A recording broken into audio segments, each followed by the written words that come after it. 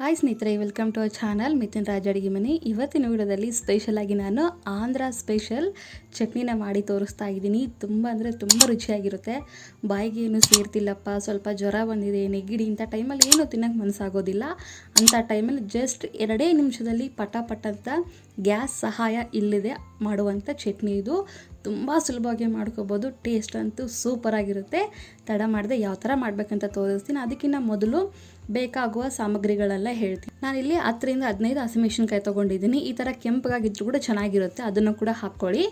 Next ಇದಕ್ಕೆ already ನೆನೆಸಿಟ್ಕೊಂಡಿರುವಂಥ ಹುಣಸೆ ಹಣ್ಣು ಹಾಕ್ತಿದ್ದೀನಿ. ನೆಕ್ಸ್ಟ್ ಕರಿಬೇವು, ನೆಕ್ಸ್ಟ್ ಜೀರಿಗೆ, ರುಚಿಗೆ ತಕ್ಕಷ್ಟು ಉಪ್ಪು, ಸಿಪ್ಪೆ ಸುಲಿದಿರುವಂಥ ಬೆಳ್ಳುಳ್ಳಿ, ನೆಕ್ಸ್ಟ್ 2 ಮೀಡಿಯಮ್ ಈರುಳ್ಳಿನ ಸಣ್ಣದಾಗಿ ಕಟ್ ಮಾಡ್ಕೊಂಡು ಇಟ್ಕೊಂಡಿದ್ದೀನಿ.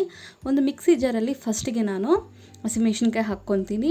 ನೆಕ್ಸ್ಟ್ ಕರಿಬೇವು, ನೆಕ್ಸ್ಟ್ ನಿಂಬೆಹಣ್ಣಿನ ಗಾತ್ರದಲ್ಲಿ ನೆನೆಸಿ ಇಟ್ಕೊಂಡಿರ್ತೀನಿ ನಾನು ಹುಣಸೆ ಹಣ್ಣು. ಅದರದ್ದು ಬರೀ ಹುಣಸೆ ಹಣ್ಣು ಮಾತ್ರ ಹಾಕ್ತಿದ್ದೀನಿ, ನೀರು ಹಾಕ್ತಿಲ್ಲ. ಹುಣಸೆ ಹಣ್ಣನ್ನು ಎಲ್ಲವನ್ನು ಹಾಕ್ಕೊತೀನಿ. ನೆಕ್ಸ್ಟ್ ಇದಕ್ಕೆ 1 ಸ್ಪೂನಷ್ಟು ಜೀರಿಗೆ ಹಾಕ್ತಾಯಿದ್ದೀನಿ. ನೆಕ್ಸ್ಟು ರುಚಿಗೆ ತಕ್ಕಷ್ಟು ಉಪ್ಪು. ನಾನು ತೊಗೊಂಡಿರೋ ಮೆಣಸಿನ್ಕಾಯಿ ತುಂಬ ಖಾರ ಇದ್ದಾವೆ, ಅದಕ್ಕೋಸ್ಕರ ಜಾಸ್ತಿ ಹುಣಸೆ ಹಣ್ಣು ಹಾಕ್ಕೊಂಡಿದ್ದೀನಿ. ನೀವು ಮೀಡಿಯಮ್ ಖಾರ ಇರೋ ಹಸಿಮೆಣಸಿನ್ಕಾಯಿ ತೊಗೊಂಡ್ರೆ ಹುಣಸೆ ಹಣ್ಣು ಕಡಿಮೆ ಪ್ರಮಾಣದಲ್ಲಿ ಹಾಕ್ಕೊಳ್ಳಿ. ಇದನ್ನು ತರಿಯಾಗಿ ರುಬ್ಕೋಬೇಕು, ಫೈನಾಗಿ ಪೇಸ್ಟ್ ಥರ ಮಾಡ್ಕೋಬೇಡಿ. ನೋಡಿದ್ರೆ ಇಷ್ಟ ಆದರೆ ಸಾಕು. ಮತ್ತೆ ಹೇಳ್ತಿದ್ದೀನಿ, ಹಿಂಗೆ ಇರಬೇಕು. ನಿಮ್ಮ ಹತ್ರ ಒಳ್ಳು ಇದ್ದರೆ ಇನ್ನೂ ಚೆನ್ನಾಗಿರುತ್ತೆ, ನನ್ನ ಹತ್ರ ಇಲ್ಲ, ಅದಕ್ಕೆ ಮಿಕ್ಸಿಯಲ್ಲಿ ಮಾಡ್ತಿದ್ದೀನಿ. ನೆಕ್ಸ್ಟು ಬೆಳ್ಳುಳ್ಳಿ ಹಾಕ್ತಿದ್ದೀನಿ. ಇಲ್ಲಿ ಈರುಳ್ಳಿನ ಎಲ್ಲವನ್ನು ಹಾಕ್ಕೊಬಿಟ್ಟು ಸ್ವಲ್ಪ ತೆಗೆದಿಟ್ಟು ನಂತರ ಹಾಕ್ಕೊಡಿ. ನಾನು ಸ್ವಲ್ಪ ತೆಗೆದಿಟ್ಟು ಆಮೇಲೆ ಹಾಕ್ಕೊಂಡಿದ್ದು. ಜಸ್ಟ್ 1 ಪಲ್ಸ್ ಮಾತ್ರ ನಾವು ತಿರುಗಿಸ್ಬೇಕು, ಮಿಕ್ಸಿ ಮಾಡ್ಕೋಬೇಕಷ್ಟೇ. ಯಾಕಂದರೆ ಮಧ್ಯದಲ್ಲಿ ನಮಗೆ ಈರುಳ್ಳಿ ತಗಲ್ತಾ ಇರಬೇಕು ಊಟ ಮಾಡಬೇಕಾದ್ರೆ ಬಾಯಲ್ಲಿ, ಅದಕ್ಕೋಸ್ಕರ ಹೇಳ್ತಿದ್ದೀನಿ. ನೋಡಿದ್ರೆ 1 ಪಲ್ಸ್ ಸಾಕು, ಅದಕ್ಕಿಂತ ಜಾಸ್ತಿ ಬೇಡ.